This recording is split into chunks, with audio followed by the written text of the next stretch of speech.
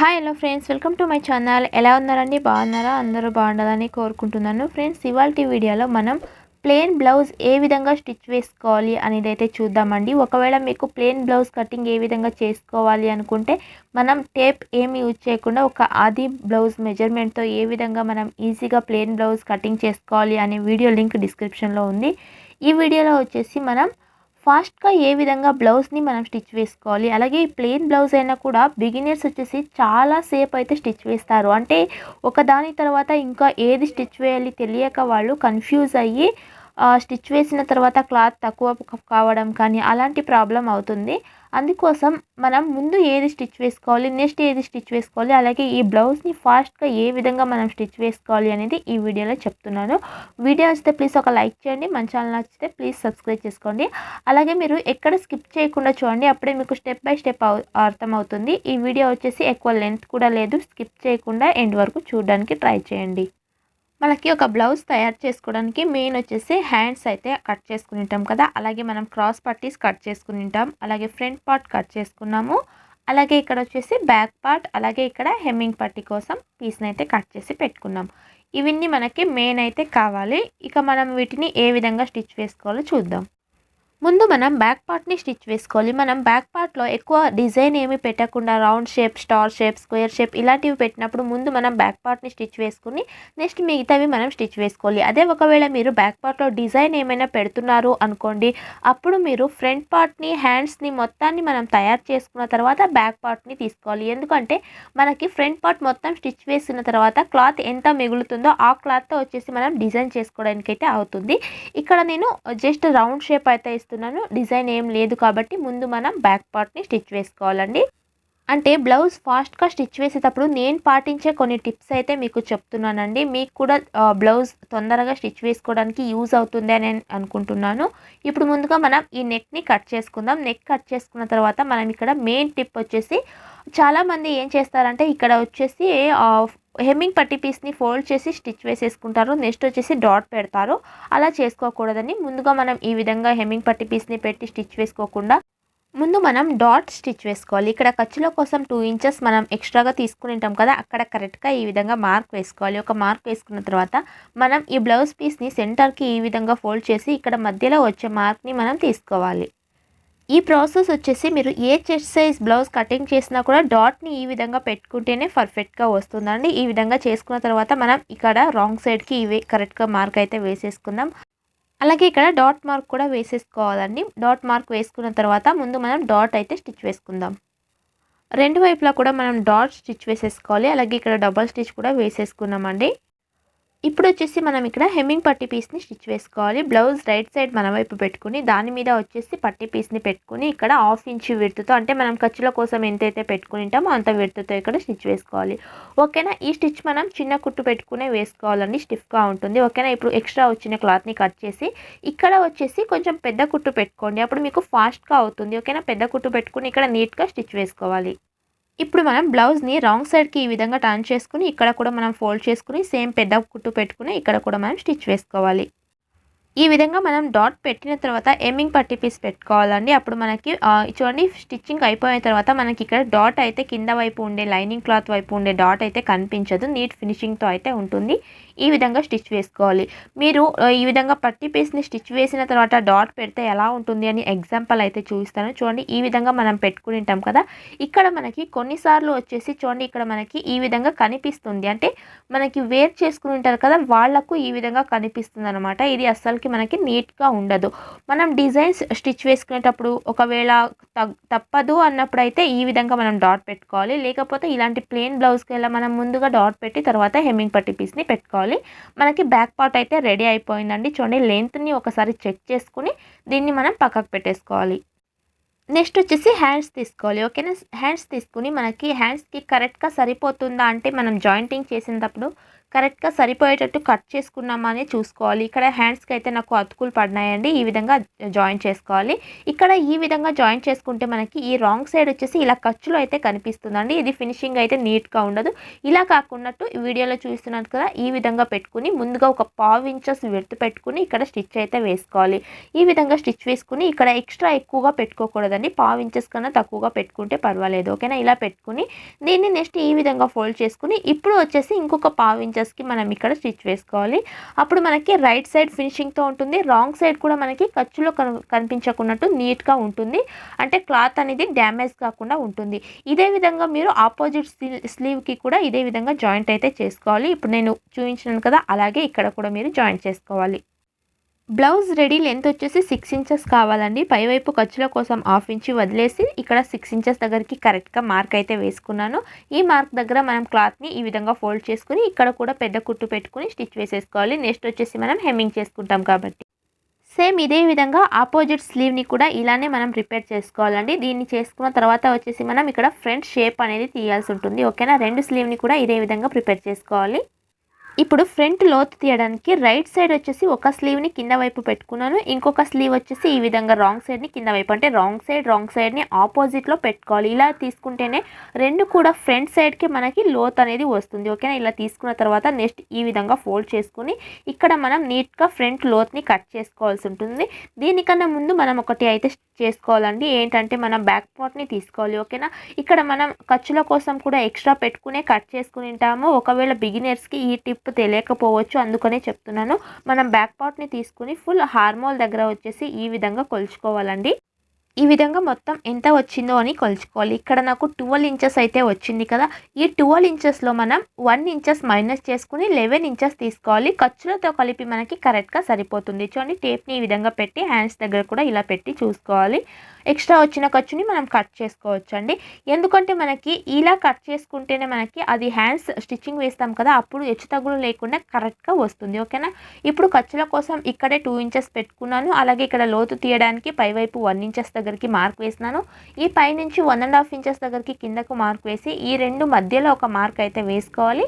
ఇక్కడ మనం స్లీవ్ డౌన్ని చేసుకోవాలి. అంటే స్లీవ్కి లోతు తీసుకోవాలి. ఫ్రంట్ సైడ్ లోతు తీస్తాం కదా మనం, ఆ లోతు తీసుకోవాలి. నేనైతే ముందుగానే కట్ చేసుకోనండి. నేను స్లీవ్ మొత్తం ఈ విధంగా స్టిచ్ వేసిన తర్వాతనే ఫ్రంట్ లోతు తీస్తాను. అప్పుడు నాకు కరెక్ట్గా వస్తుంది. ఈ విధంగా మనం కట్ చేసుకోవాలి. ఇప్పుడు స్లీవ్ కూడా మనకి రెడీ అయిపోయింది. ఇక్కడ మధ్యలో ఒక ఘాట్ అయితే పెట్టుకుంటున్నాను. అలాగే ఫ్రంట్ సైడ్ అని గుర్తుండడానికి ఇక్కడ కూడా ఒక ఘాట్ పెట్టుకోవాలి. ఇప్పుడు వచ్చేసి మనం ఫ్రంట్ పార్ట్ని స్టిచ్ వేసుకుందాం. ఫ్రంట్ పార్ట్ వచ్చేసి ఈ చెస్ట్ సైజ్ అయితే చెప్పేస్తానండి. 9 ఇంచెస్ పెట్టుకున్నాను ఎక్స్ట్రా ఖర్చుల కోసం, 2 ఇంచెస్. ఓకేనా, అంటే 36 చెస్ట్ సైజ్ అనమాట. ఇక్కడ మనం 2.5 ఇంచెస్ దగ్గరికి ఒక మార్క్ పెట్టుకోవాలి. ఇక్కడ నుంచి ఇంకొక 2.5 ఇంచెస్ దగ్గరికి ఇంకొక మార్క్ పెట్టుకుని ఈ రెండు మార్క్ మధ్యలో ఒక మార్క్ అయితే పెట్టుకోవాలి. ఒకవేళ ఆ చెస్ట్ సైజ్ వాళ్ళు ఈ వీడియో చూసినా కూడా మీకు డాట్ ఏ విధంగా పెట్టుకోవాలో తెలుస్తుంది. అలాగే డాట్ లెంత్ వచ్చేసి 2.5 ఇంచెస్ పెట్టాను. ఇప్పుడు ఈ ఉక్స్ పట్టి దగ్గర పైనుంచి 1/2 ఇంచెస్ దగ్గరికి ఈ విధంగా ఒక మార్క్ వేసుకోవాలండి. ఈ మార్క్ దగ్గరికి క్లాత్ని ఈ విధంగా ఫోల్డ్ చేసుకుని ఇక్కడ మధ్యలో వచ్చిన మార్క్ దగ్గర మార్క్ వేసుకోవాలి. ఓకేనా, ఈ మార్క్ దగ్గర వచ్చేసి ఈ డాట్ యొక్క పొడవు వచ్చేసి 2.5 ఇంచెస్ పెట్టుకుంటున్నాను. కరెక్ట్గా సరిపోతుంది. అలాగే ఇక్కడ 1/2 ఇంచెస్ మనకి స్టిచ్చింగ్ ఖర్చుల కోసం కూడా మార్క్ వేసేసుకోవాలి. నెక్స్ట్ వచ్చేసి మనం 3వ డాట్ పెట్టుకోవాలి. హార్మోల్ దగ్గర మనం ఈ విధంగా ఒక బాక్స్ షేప్ డ్రా చేసుకుని ఉంటాం కదా, ఇక్కడ నుంచి 1/2 ఇంచెస్ యువతల వైపుకు ఒక మార్క్ వేసుకొని మనం ఇక్కడ వచ్చేసి డాట్ మార్క్ అనేది వేసుకోవాలండి. ఈ రెండు డాట్ మార్కుల మధ్యలో మనకి 2 ఇంచెస్ గ్యాప్ అయితే ఉంది కదా, అంతే గ్యాప్ మనకి ఈ 3వ డాట్ మధ్యలో కూడా ఈ విధంగా టేప్ని పెట్టేసుకుని మార్క్ అనేది ఈ విధంగా క్రాస్గా వేసుకోవాలి. సేమ్ ఇదే విధంగా ఆపోజిట్ క్లాత్కి కూడా మనం ఇదే విధంగా డాట్ అయితే పెట్టేసుకోవాలి. ఇలా డాట్ స్టిచ్ వేసుకోవాలన్నమాట. ఇప్పుడు డాట్ని మొత్తం కూడా మనం డబల్ స్టిచ్చెస్ అయితే వేసేసుకోవాలండి. ఇదే విధంగా టర్న్ చేసుకొని స్టిచ్ వేసుకోవాలి. అప్పుడే మనకి ఫాస్ట్గా అయితే అవుతుంది. ఒకవేళ కొంతమంది ఏం చేస్తారంటే చాలా టైం అయితే తీసుకుంటారండి. 1 అవర్ 2 అవర్స్ అయితే తీసుకుంటారు. అంత టైం ఎగ్జాక్ట్గా పట్టదు. ఒక హాఫ్ అన్ అవర్ కన్నా తక్కువగానే పడుతుంది. ఒక 20 నిమిషాల్లోనే ఈ బ్లౌజ్ స్టిచ్చింగ్ అయితే అయిపోతుంది. ట్రైనింగ్ ఉండే వాళ్ళకు, కొంచెం నిదానంగా స్టిచ్ వేసే వాళ్ళకైతే ఒక హాఫ్ అన్ అవర్ పట్టవచ్చు. అంతకన్నా టైం అయితే వీటికి తీసుకోవద్దు.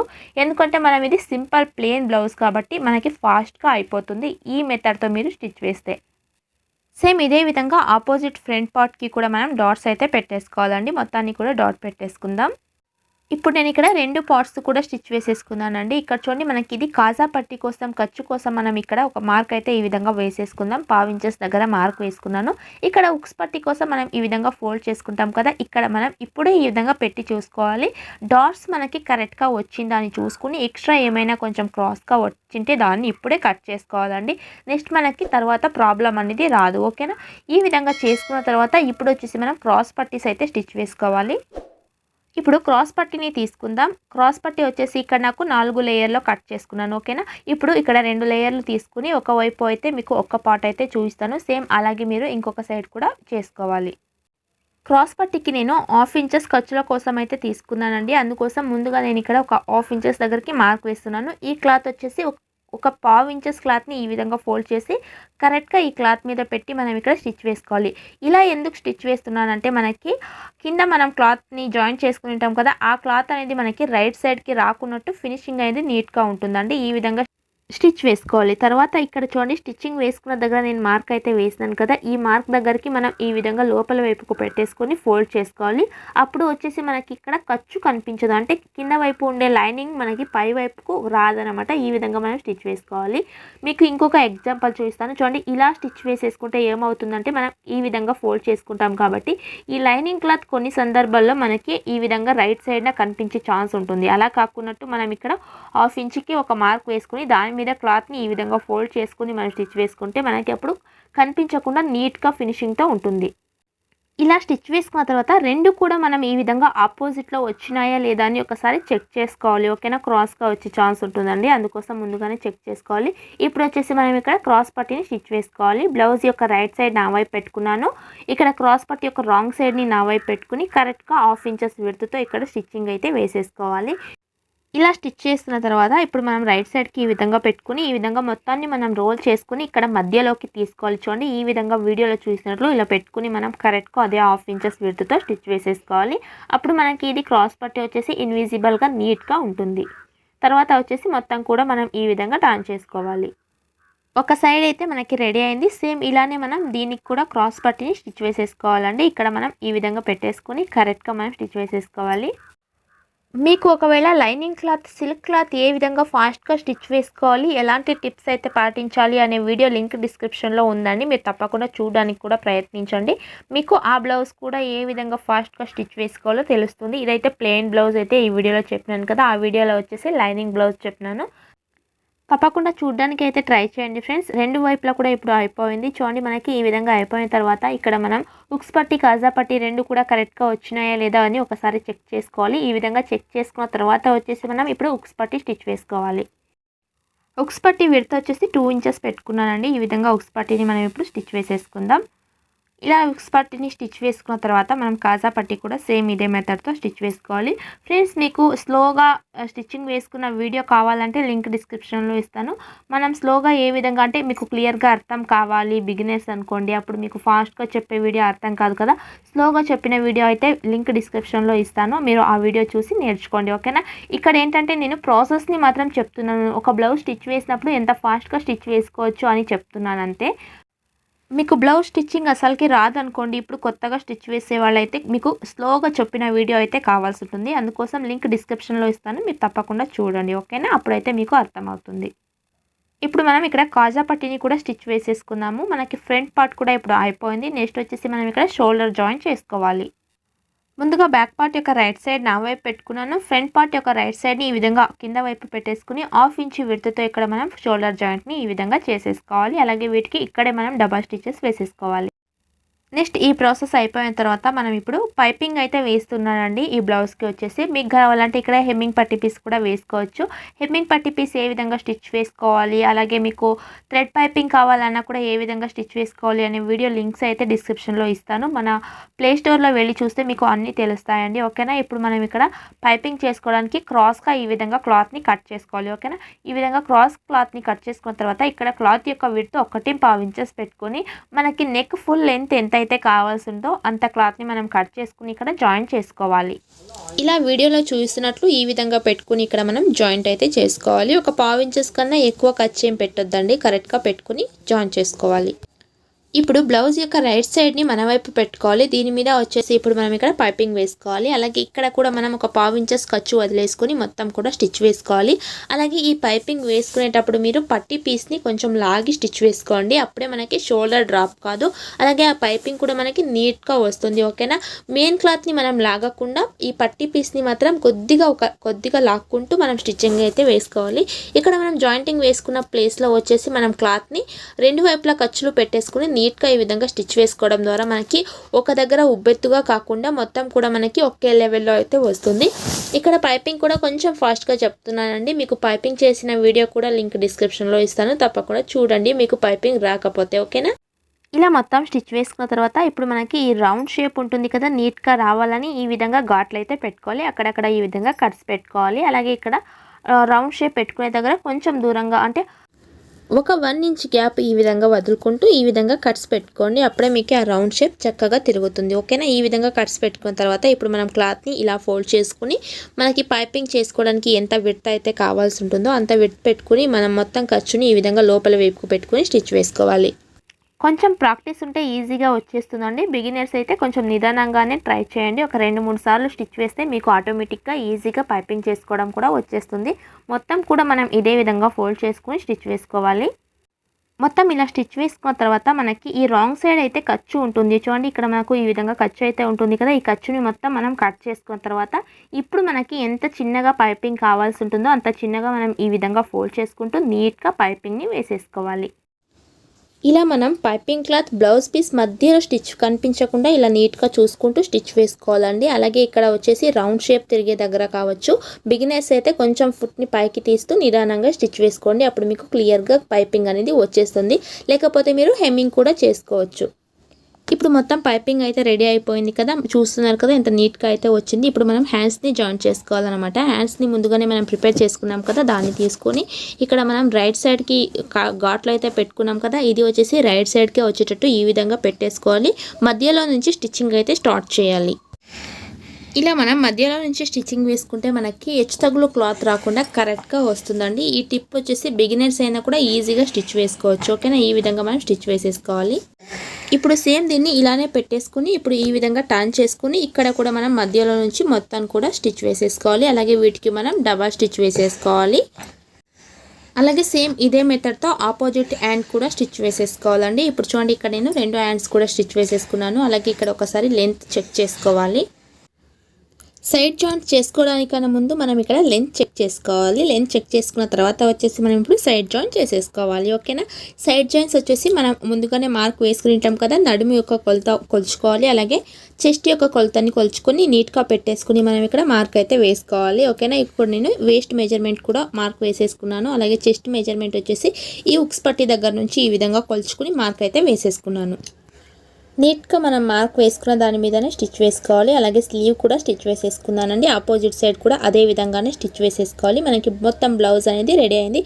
చూస్తున్నారుగా ఫ్రెండ్స్, ప్లెయిన్ బ్లౌజ్ని మనం ఏ విధంగా ఫాస్ట్గా స్టిచ్ వేసుకోవాలి, ఎలాంటి టిప్స్ పాటించాలి అనేది మీకు కూడా అర్థమైంది కదా. ఇలాంటి చిన్న చిన్న టిప్స్ పాటిస్తూ మీరు కూడా స్టిచ్ వేస్తే మీకు కూడా బ్లౌజ్ అనేది ఫాస్ట్గా కంప్లీట్ అవుతుందండి. వీడియో నచ్చితే ప్లీజ్ ఒక లైక్ చేయండి. మన ఛానల్ కనుక ఫస్ట్ టైం చూస్తే ప్లీజ్ సబ్స్క్రైబ్ చేసుకోండి. పక్కన ఉన్న బెల్ ఐకాన్ని క్లిక్ చేయండి. ఇలాంటి మరిన్ని యూస్ఫుల్ వీడియోస్ అయితే పెట్టడానికి నాకు ప్రోత్సాహాన్ని ఇచ్చినట్టు ఉంటుంది. Thank you for watching.